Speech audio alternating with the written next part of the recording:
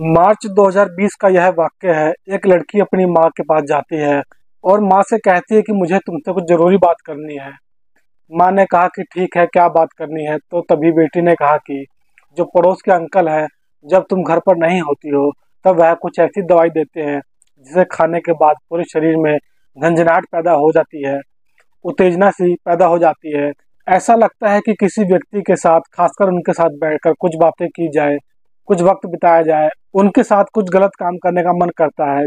जैसे ही माँ यह बात सुनती है, माँ उस बात को इग्नोर कर देती है, वो उस बात को अनसुना कर देती है। तब बेटी ने बार बार कहा कि माँ, मैं जो कह रही हूँ बिल्कुल सच है, तुम समझने की कोशिश क्यों नहीं करती हो? माँ ने कहा कि बेटा, तू तो जानती है तेरे पिताजी बाहर काम करते हैं और हम दोनों यहाँ पर अकेले रहते हैं। जिसके बारे में तू इस तरह की बातें कर रही है, वो व्यक्ति बहुत ही खतरनाक किस्म का है। ऐसा ना हो कि तुझे या मुझे किसी तरह का वह नुकसान पहुंचा दे। माँ ने यह बात कहकर अपनी बेटी को बिल्कुल शांत कर दिया और जैसे हो रहा था कई सालों से, फिर बेटी के साथ वैसे ही होता चला जा रहा था और बेटी चाहकर भी कुछ नहीं कर पा रही थी। लेकिन ऐसा ज्यादा दिन नहीं चलता है और कुछ ही वक्त के बाद जब इस घटना का खुलासा होता है, न केवल उसके परिवार के बल्कि आसपास के जितने भी लोग होते हैं, सबको बड़ी हैरानी हो जाती है। मामला जब पुलिस तक पहुंचता है, पुलिस को भी यकीन नहीं हो रहा था और जब मामला अदालत पहुंच जाता है तो जज साहब भी इस पूरी घटनाक्रम को जानने के बाद सोच में पड़ जाते हैं। वह कहते हैं कि धरती पर किस किस तरह के प्राणी रहते हैं, उन्हें यकीन नहीं होता है। नमस्कार, मैं कुलदीप आज की सच्ची घटना आपको सुनाने जा रहा हूँ। यह घटना है महाराष्ट्र की। दरअसल महाराष्ट्र प्रदेश का एक शहर है मुंबई, और मुंबई के हाई कोर्ट में एक व्यक्ति अपील करता है कि साहब, मैं कई सालों से सलाखों के पीछे हूँ, मुझे जमानत दे दीजिए। दरअसल 29 अप्रैल 2024 को जो बॉम्बे हाई कोर्ट के एकल पीठ के न्यायमूर्ति होते हैं पृथ्वीराज चौहान, जब इस मामले की सुनवाई कर रहे थे, सुनवाई करने के दौरान उन्होंने उस व्यक्ति को देखा और उस व्यक्ति को देखने के बाद उनके सामने एक 27 पेज की कहानी पड़ी हुई थी। उस 27 पेज की कहानी को देखने के बाद उन्होंने कहा कि तुम्हें जमानत देने का बिल्कुल मन नहीं कर रहा है और तुम्हें जमानत तो दी ही नहीं जाएगी। दरअसल जो तुमने कृत्य किया है, तुमने जो पाप किया है, उसको झकझोरने के लिए बहुत ही बड़ी बात है। यह बात सुनने के बाद वह व्यक्ति हाथ पैर जोड़ने लगता है और कहता है कि साहब, अब तो मुझे 3 साल हो गए हैं, अब मुझे बाहर भेज दीजिए। वो कहते हैं कि खैर ठीक है, तुम्हारी पत्नी को बाहर भेज दिया गया है, लेकिन तुम कभी बाहर नहीं जा पाओगे। दरअसल जब वह व्यक्ति वापस सलाखों के पीछे जा रहा था, तब यह कहानी यह अखबारों और सोशल मीडिया के माध्यम से लोगों को पता चल जाती है। जब लोगों को यह कहानी पता चलती है तो लोगों को यकीन नहीं हो रहा था। दरअसल यह कहानी शुरू होती है जब एक लड़की कक्षा 4 में पढ़ रही होती है और उसकी उम्र लगभग 8 साल के आसपास होती है। उसके जो पिताजी होते हैं वह दुबई में छोटा मोटा काम करते हैं और जो उसकी माँ होती है वह ऐसी जगह पर रहती थी जहाँ पर पास में एक और घर होता है। इसी बीच में जब उसकी माँ घर पर नहीं होती थी, लड़की पढ़कर स्कूल से आई ही थी, तो पड़ोस के जो अंकल होते हैं, पड़ोस के अंकल ने उसे अपने पास बुलाया और उसे बुलाने के बाद उसके शरीर के साथ वह कुछ ऐसी गलत हरकतें कर रहे थे जिसका वह लड़की हालांकि विरोध भी करना चाहती थी, लेकिन वह छोटी बच्ची थी, इसलिए उस पड़ोसी अंकल की बातों का वह विरोध नहीं कर सकी। यह बात को करने के लिए उस पड़ोसी अंकल को काफी सारा वक्त मिला था और जैसे जैसे उसका मन कर रहा था वैसे वैसे वह 8 साल की बच्ची के साथ उन्होंने वैसा किया। जब उस लड़की की माँ आ जाती है तो वह उससे लड़की से कहता है कि तुमने अगर अपनी माँ को कुछ बताया और बताने की कोशिश की तो मैं तुम्हें भी मार दूंगा और तुम्हारी माँ को भी मार दूंगा। वो जो लड़की होती है वह डर जाती है और डर के मारे अपनी माँ के पास जाती है और जो उसके साथ अभी 1-2 घंटे तक हुआ, उसने अपनी माँ को जाकर कुछ भी नहीं बताया। और वह जो लड़की होती है वह रोजाना की तरह, जिस तरह वह रोज करती थी, बाहर खेलना कूदना, स्कूल जाना, घर के काम करना, अपनी माँ के साथ हाथ बटाना, कुछ इसी तरह की दिनचर्या शुरू हो जाता है। कुछ वक्त बीत जाता है और बीतने के बाद फिर से यह महिला घर पे नहीं होती है। वह जो पुरुष होता है, जो पड़ोस वाला अंकल होता है, वह घर पर ही था और लड़की भी घर में ही थी। तभी वह अंकल उस लड़की को किसी बहाने अपने पास बुला लेता है और खाने के लिए कुछ सामान दे देता है। और जो वो खाने का सामान देता है तो उस खाने की चीज को, उस पदार्थ को खाने के बाद उस लड़की के शरीर में कुछ अजीब सी हरकतें, हलचल पैदा होना शुरू हो जाता है। तभी वह लड़की उनके पास पहुंच जाती है और उसके बाद फिर वो अपनी वही हरकतें शुरू कर देते हैं। यानी कि शुरुआत से ही उसने उस लड़की को अब कुछ ऐसी गोलियां खिला दी जिससे उसके शरीर में उत्तेजना पैदा हो जाए, जिससे कि उसके शरीर के जो हार्मोन्स हैं वो अपने आप बढ़ने शुरू हो जाए और उस लड़की का जो शरीर था कुछ अजीब सी हरकतें करने लगता है। महज कुछ ही महीनों के अंदर वो उसके बाद फिर उस लड़की के साथ उसने जब भी उसे मौका मिलता था उसके साथ वो गलत काम किया करता था, गंदा काम किया करता था।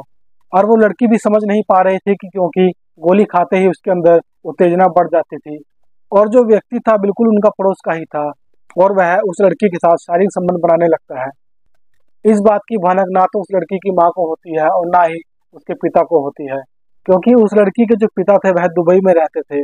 हालांकि ऐसी जब आगे आगे वक्त बढ़ रहा था, जब वो 8 साल की थी उसके बाद वह 9 साल की हो जाती है, उसके 1 साल के बाद वह 10 साल की हो जाती है, उसके अगले साल वह 11 साल की हो जाती है। लगातार साल बढ़ते जा रहे थे और उस लड़की का शरीर उसकी कम उम्र से ज्यादा वैसे विकसित होने लगता है और उस वक्त और वह जो व्यक्ति था उसके साथ वह जो हरकतें करता था वो चाहे प्राकृतिक हो या अप्राकृतिक हो, ओरल हो, जिस तरह से वह उसके साथ सेक्स करता था, वक्त बिताता था, जिस तरह से वह उसके साथ वक्त बिता सकता था उसके साथ उसने हर तरह की हर बार कोशिश करता था और बार बार कोशिश करता था। वक्त आगे आगे बढ़ रहा था, वह आदमी उसको गोली देता था। अब जो वह लड़की थी उसको एक तरह की बीमारी हो जाती है। उस बीमारी का नाम होता है निमोफेमिया। निमोफेमिया की बीमारी होती है। बताया जाता है कि इस बीमारी में शरीर के जो अंग होते हैं काफी विकसित हो जाते हैं। साथ ही साथ ऐसी बीमारी हो जाती है जिससे सेक्स की लत लग जाती है, यानी कि वो किसी भी हाल में किसी भी सूरत में वो सेक्स करे बिना नहीं रह पाती है। उस छोटी सी बच्ची के अंदर जब सेक्स करने की लत लग जाती है, अब वो जो खुद से ही उस व्यक्ति का इंतजार करती है कि कब उसे मौका मिलेगा, कब वह व्यक्ति आएगा और उसके साथ शारीरिक संबंध बनाएगा। और धीरे धीरे करते करते उसने ऐसे ही वक्त भी बढ़ रहा था। साल, 2 साल, 4 साल, 6 साल, 7 साल, इस तरह से वक्त बीतने लगता है और जब यह लगभग इस बात को हो जाते हैं 8 साल, मार्च 2020 में उस लड़की ने अपनी माँ को हल्का सा इशारा किया था कि जो पड़ोस के अंकल हैं उसे खाने के लिए कुछ ऐसी चीज देते हैं जिसकी वजह से जिसको खाने के बाद उसके शरीर में कुछ उत्तेजना सी पैदा हो जाती है और फिर उसका मन करता है किसी के साथ गलत काम करने का। हालांकि उसने बिल्कुल सीधे सीधे तौर पर साफ साफ यह बात नहीं कही थी, सिर्फ इसने गोलियों के बारे में ही बताया था और उस बात को उसकी माँ जो होती है वह इग्नोर कर देती है, उसका विरोध नहीं करती है। हालांकि जो पड़ोसी अंकल था उसके साथ गलत काम किया करता था, उसकी पत्नी को इस बारे में जानकारी हो जाती है, क्योंकि जब वह एक बार उस लड़की के साथ गलत हरकत कर रहा था तो उसकी जो पड़ोस की जो आंटी थी उसने देख लिया था कि अपने पति को उस बेटी के साथ ऐसी हरकत करते हुए, लेकिन वह महिला जो होती है वह उसका बिल्कुल विरोध नहीं करती है और फिर वह उस महिला के सामने भी कई बार ऐसी हरकतें करता था, लेकिन वह फिर भी उसका विरोध नहीं करती थी। वक्त आगे आगे बढ़ रहा था, तभी लड़की 17 साल की हो जाती है। मई 2021 का यह वाक्य है। वो लड़की एक दिन अचानक से घर से भाग जाती है। एक लड़के के साथ जब भाग जाती है, उसकी जो माँ होती है वह अपने पति यानी कि दुबई में सूचना देती है कि उसकी बेटी अचानक से गायब हो गई है। उसे हर जगह तलाशा गया, ढूंढा गया, लेकिन उसकी बेटी कहीं नहीं मिल पा रही थी। आखिरकार करे तो क्या करे, तभी वह उसका जो पति होता है दुबई से वापस चला आता है और अपनी बेटी को ढूंढने के लिए तमाम कोशिश कर रहा था। कोशिश करने के बाद भी उसको सफलता नहीं मिलती है। तब पति और पत्नी मिलकर दोनों और नजदीक के पुलिस स्टेशन जाने के बाद कहते हैं कि उनकी 17 साल की लड़की अचानक से लापता हो गई है। आखिरकार वह गई कहाँ है? हमने सब जगह तलाश करने की कोशिश कर ली है लेकिन हमें मिल नहीं पा रही है। पुलिस इस मामले में सक्रिय हो जाती है और मामले को गंभीरता से लेती है, क्योंकि उस लड़की की उम्र अभी कम होती है, वह 18 साल की अभी कंप्लीट नहीं थी। आखिरकार लड़की को तलाश करने का प्रयास किया जा रहा था और पुलिस भी उसे ढूंढ रही थी। तभी पुलिस वालों ने कहा कि लड़की जहाँ पर रहती है दरअसल उस कमरे का हम देखना चाहते हैं। कहीं ऐसा तो नहीं कि उसने उस लड़के के बारे में कोई जानकारी या कोई सबूत मिल जाए जिससे हम लड़के को आसानी से ढूंढ सकें। पुलिस ने जब उस कमरे की तलाशी लेना शुरू की तो पुलिस वालों को उस कमरे से एक डायरी मिल जाती है। दरअसल डायरी में लगभग 27 पेज में कुछ लिखा हुआ था और 27 पेजों के अंदर उसने अपनी पूरी कहानी लिख रखी थी। उसने अपनी पूरी जिंदगी की कहानी उसमें बयां कर रखी थी कि किस तरीके से कक्षा 4 में थी, किस तरीके से पड़ोस के अंकल ने उसे पहली बार छुआ, किस तरीके उस लड़की को गोलियां खिलाई गई, उसके शरीर में उत्तेजना पैदा की गई, किस तरीके से उसको यह बीमारी लग गई, जिस बीमारी में उसको सेक्स करने की आदत लग जाती है, वह सेक्स किए बिना नहीं रह सकती थी। जब पुलिस को यह 27 पन्नों की डायरी मिलती है, पुलिस जब इस डायरी को पढ़ती है, डायरी को पढ़ने के बाद पुलिस भी हैरान हो जाती है।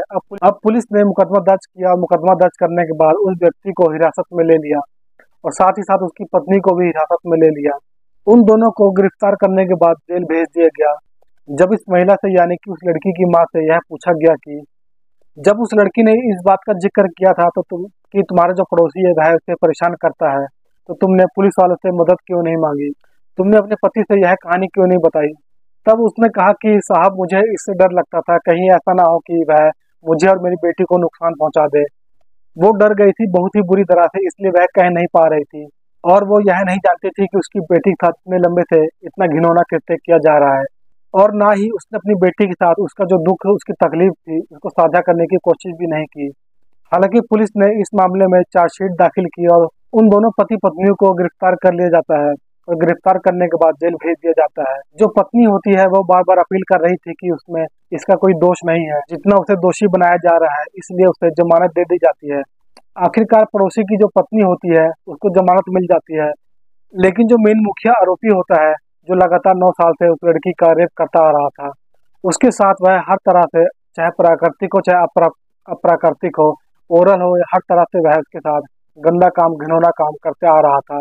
उस व्यक्ति ने जब बॉम्बे हाई कोर्ट में अपील की कि उसको जमानत दे दी जाए, तो जज साहब ने 27 पन्नों को पढ़ने के बाद कहा कि तुम जैसे व्यक्ति को समाज में रहने का कोई हक नहीं है। इस घटना को सुनने के बाद कोई भी चाहे कैसा भी कितना भी खूंखार व्यक्ति क्यों ना हो, उसकी आत्मा झकझोर जाएगी। लेकिन तुम जैसे व्यक्ति जमानत मांगकर क्या साबित करना चाहता है कि फिर जाकर तुम ऐसे ही किसी और बेटी के साथ गलत काम करोगे, इसलिए तुम्हें जमानत नहीं मिलेगी। बम्बई हाई कोर्ट ने उसे जमानत नहीं दी, लेकिन यह घटना जब सोशल मीडिया के माध्यम से लोगों को पता चलती है तो लोगों को यकीन नहीं हो रहा था कि एक व्यक्ति एक छोटी सी बच्ची के साथ जब शुरू करता है तब वह 8 साल की होती है और जब उसका लास्ट होता है उस लड़की की उम्र 17 साल की हो जाती है। और यह भी बताया जाता है कि उस आदमी की उम्र बढ़ गई थी, उस लड़की को सेक्स करने की लत पड़ गई थी, इसलिए उसने एक ऐसे लड़के के साथ भाग गई जिसके साथ वह अपनी नीड को पूरा कर सके। इसलिए हालांकि पुलिस ने जब उस लड़की को बरामद कर लिया और बरामद करने के बाद जब उसका मेडिकल परीक्षण कराया गया तो उसे सिद्ध हो चुका था कि उससे सिद्ध हो चुका था कि वाकई में उस लड़की के साथ गलत हुआ है, उसके साथ बहुत ज्यादा गलत हुआ है। दोस्तों, इस पूरी घटनाक्रम को सुनाने का उद्देश्य है किसी को परेशान करना नहीं है, किसी का दिल दुखाना नहीं है, बस आप लोगों को सतर्क करना है, आप लोगों को जागरूक करना है कि आप लोग भी अपने समाज में ऐसे लोगों से सावधान रहिए और अपने बच्चों का ख्याल रखिए। दोस्तों, ये वीडियो आप लोगों को कैसी लगी? अगर जरा सी भी अच्छी लगी हो तो वीडियो को लाइक कर दीजिए, चैनल को सब्सक्राइब कर लीजिए ताकि मेरा हौसला बढ़ता रहे। मिलते हैं अगली वीडियो में। जय हिंद।